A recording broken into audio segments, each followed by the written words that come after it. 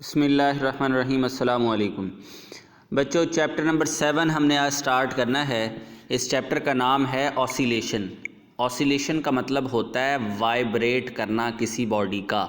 किसी बॉडी के ऑसिलेट करने से मुराद ये होता है कि वो बॉडी अपनी एक ख़ास मीन पोजीशन के गिर्द मूव करे, इर्द गिर्द, यानी टू एंड फ्रो मोशन भी जिसको हम कहते हैं। तो पहली डेफिनेशन आपको यहाँ नज़र आ रही होगी, इसमें लिखा हुआ ऑसिलेटरी मोशन क्या होती है, या फिर वाइब्रेटरी मोशन भी हम इसको कहते हैं। ये जो वाइब्रेटरी मोशन है या ऑसिलेटरी मोशन है, इसमें हम कहते हैं to and fro motion of a body about a mean position is called vibratory motion. यानी टू एंड फ्रो यानी किसी एक पॉइंट के इर्द गिर्द। सपोज़ किया कि एक बॉडी है, ये एक पेंडुलम है, वो इस इधर कभी इधर इस तरह मूव करता है और ये उसका मीन पॉइंट है। तो ये जो इसकी इस साइड पर इधर इधर मीन पोजीशन के इर्द गिर्द हरकत है, इसको हम बोल रहे हैं ऑसिलेटरी या वाइब्रेटरी मोशन। तो साथ उसने कहा है for example the motion of a mass suspended from a spring and motion of a bob of simple pendulum. ज़ाहिर है वो जो मैस अटैच होता है किसी स्प्रिंग के साथ, वो भी इसी तरह ऑसिलेटरी, ये इसकी मीन पोजीशन है, इस मीन पोजीशन के इर्द गिर्द ये इस तरह मूव करता है अगर इस पर रिस्टोरिंग फोर्स इसमें पैदा हो जाए, इसको डिस्प्लेस करवाया जाए। इसके बाद उसने कहा है पीरियोडिक मोशन क्या होती है। अ वाइब्रेटरी मोशन दैट रिपीट्स, ये देखें ये मैं पढ़ रहा हूँ, ये periodic motion, the vibratory motion that repeat itself in equal interval of time is called periodic motion. यानी वाइब्रेटरी मोशन तो हो, जो ऊपर हमने डेफिनेशन पढ़ी है वही वाली मोशन हो, लेकिन इक्वल इंटरवल्स ऑफ टाइम में रिपीट हो। यानी ये ना हो कभी एक बॉडी जो है वो ये बॉब है, ये सपोज़ किया कि कभी तो ये बॉब 2 मिनट में इधर से इधर आई, फिर 3 मिनट में इधर से इधर, ऐसे ही नहीं, इक्वल इंटरवल ऑफ टाइम में ऐसे मूव करे, तो हम फिर कहते हैं कि ये जो इसकी मोशन है ये पीरियोडिक मोशन है, यानी पीरियोडिक वाइब्रेटरी मोशन भी कह सकते हैं। इसके बाद यहाँ पे दिया हुआ है रिस्टोरिंग फोर्स क्या होती है। The force which bring the system back to its equilibrium position is called restoring force. इसका फार्मूला भी आप यहाँ पर याद रखेंगे, F is equal to -kx होता है। एक्चुअली F जो है ये फोर्स होती है रिस्टोरिंग, और ये डायरेक्टली प्रोपोर्शनल होती है माइनस ऑफ इसके डिस्टेंस के। माइनस का मतलब ये है कि ये इसकी मीन पोजीशन के यानी डिक्रीजिंग डिस्टेंस की तरफ मूव करवाती है।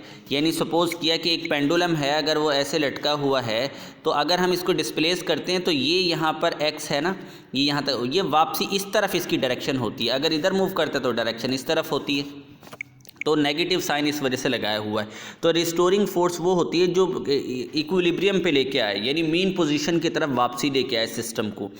इसके बाद दिया हुआ है रिक्वायरमेंट ऑफ ऑसिलेटरी मोशन, ये आप हेडिंग देख रहे हैं। रिक्वायरमेंट क्या होती है, there are 2 requirement for oscillatory motion. और पहली इसके अंदर जो है oscillatory motion must have restoring force. Oscillatory motion के अंदर मस्ट यानी रिस्टोरिंग फोर्स लाजमी तौर पे होनी चाहिए। और दूसरी है oscillating system has inertia, inertia भी होना चाहिए। यानी 2 आपने रिक्वायरमेंट याद रखनी है ऑसिलेटरी मोशन की। एक है रिस्टोरिंग फोर्स का ज़रूरी होना, और दूसरा एनर्शिया का, सिस्टम में एनर्शिया का होना। अच्छा, इसके बाद उसने यहाँ पर ये कहा है कि how oscillatory motion are produce. Oscillatory motion produce किस तरह होती है।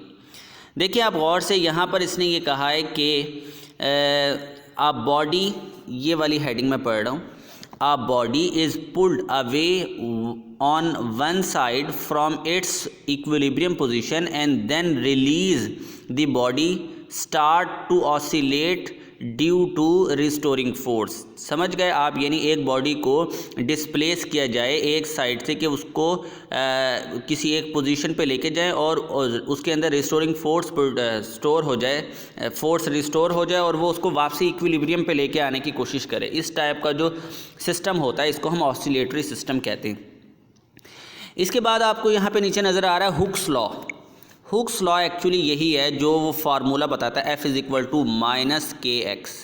ये हुक्स लॉ हमारे पास है, यानी within elastic limit elastic limit के अंदर, इसका मतलब होता है जब तक कोई सिस्टम ब्रेक ना करे, टूट ना जाए, उससे पहले पहले within elastic limit the applied force is directly proportional to the displacement. Applied force जो है वो डिस्प्लेसमेंट के डायरेक्ट प्रोपोर्शन होती है। जाहिर है अगर स्प्रिंग को डिस्प्लेस करेंगे और स्प्रिंग को इतना डिस्प्लेस किया कि वो टूट ही गया तो फोर्स फिर उसके डायरेक्ट प्रोपोर्शन में नहीं आएगी। लेकिन अगर उसको इतना डिस्प्लेस किया कि इलास्टिक लिमिट के अंदर अंदर के वो टूटे मत, फिर वो जो फोर्स है या वो खिंच ना जाए, उसके इंटरनल स्ट्रक्चर ख़राब ना हो जाए स्प्रिंग का, उससे पहले पहले इलास्टिक लिमिट हम कहते हैं, तो तब तक फोर्स डायरेक्ट प्रोपोर्शन होती है डिस्प्लेसमेंट की। यही बात इसने लिखी हुई और के कांस्टेंट होता है यहाँ पर। स्प्रिंग कांस्टेंट क्या है, देखो उसने कहा force per unit extension. Extension वो कह रहा है कि सपोज़ किया कि एक हमारे पास अगर कोई मैश स्प्रिंग सिस्टम है और हमने कहा कि ये मैश स्प्रिंग सिस्टम जो है इसको हमने यूं इस तरफ प्रेस किया तो ये यहाँ से लेके यहाँ तक ये एक्सटेंशन एक्स हुई है, यानी जितना उसे हमने डिस्प्लेस करवाया। उसने कहा है फोर्स पर यूनिट एक्सटेंशन यानी एफ डिवाइडेड बाय एक्स, इसको हम बोलते हैं के। ज़ाहिर है फार्मूला हमारे पास है F is equal to minus k x होता है, या मैग्नीट्यूड लिखें तो के एक्स होता है, तो एफ बाय एक्स हमारे पास ज़ाहिर है के आएगा। तो इसलिए हम कह रहे हैं कि के जो है वो हमारे पास होता है within elastic force per unit extension is called spring constant. इसका ये formula k is equal to F by x होता है। ऐसा यूनिट इसका होता है न्यूटन मीटर। ज़ाहिर है फोर्स का न्यूटन और इसका जो एक्स है इसका मीटर, और डायमेंशन उसकी होगी किलोग्राम पर मीटर स्क्वायर। अच्छा, यहाँ पर फिर उसने दे दिया सिंपल हार्मोनिक मोशन। देखिए सिंपल हार्मोनिक मोशन जो है हम यहाँ पर इसने कहा है a type of a motion in which acceleration is directly proportional to the displacement from the mean position and directed toward the mean position is called simple harmonic motion। उसने कहा है कि ये सिंपल हार्मोनिक मोशन वो होता है जिसके अंदर एक्सेलरेशन जो है वो डायरेक्टली प्रोपोर्शनल होता है डिस्प्लेसमेंट के, और directed toward the mean position, मतलब नेगेटिव साइन आएगा। Directed toward the mean position का मतलब है एक्सेलरेशन की जो डायरेक्शन होती है वो मीन पोजीशन के गिर्द होती है। आपने फिर एक दफ़ा बता दूं, याद रखना है कि अगर ये एक पेंडुलम है तो जिधर ये पेंडुलम है ये मीन पोजीशन है, जो डिस्प्लेस करते हैं ये एक्सट्रीम पोजीशन है, ये एक्सट्रीम है ये मीन है। इसी तरह यहाँ ये एक्सट्रीम है ये मीन। इस तरह हम ये कहते हैं कि ये जो सिंपल हार्मोनिक मोशन के अंदर एक्सेलरेशन डायरेक्टली प्रोपोर्शनल होता है डिस्प्लेसमेंट के, और directed toward the mean position यानी मीन पोजीशन की तरफ उसकी डायरेक्शन होती है। यानी हम कह सकते हैं a directly proportional to minus x. Minus x मैंने आपको वैसे ही पहले ही बताया कि एक्स डिक्रीजिंग है, मीन पोजीशन की तरफ आ रहा है, कमी की तरफ आ रहा है, इसलिए हमने ऐसे कहा है। इसके बाद उसने कहा condition for simple harmonic motion, यानी द सिस्टम मस्ट हैव, ये वाली बात मैं पढ़ रहा हूँ, the system must have inertia restoring force and friction less for simple harmonic. System जो है इनर्शिया होना चाहिए उसके अंदर, और रिस्टोरिंग फोर्स होनी चाहिए, और फ्रिक्शन लेस होना चाहिए, इसको सिंपल हार्मोनिक मोशन कहते हैं। Wave form of simple harmonic motion.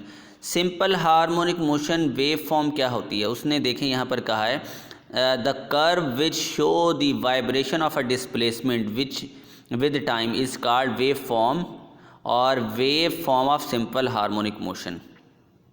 तो ये वेव फॉर्म और करेक्टरिस्टिक्स ऑफ वेव फॉर्म हम जो है नेक्स्ट उसमें पढ़ेंगे लेक्चर में। फ़िलहाल इतना ही, अब इंशाल्लाह अगले लेक्चर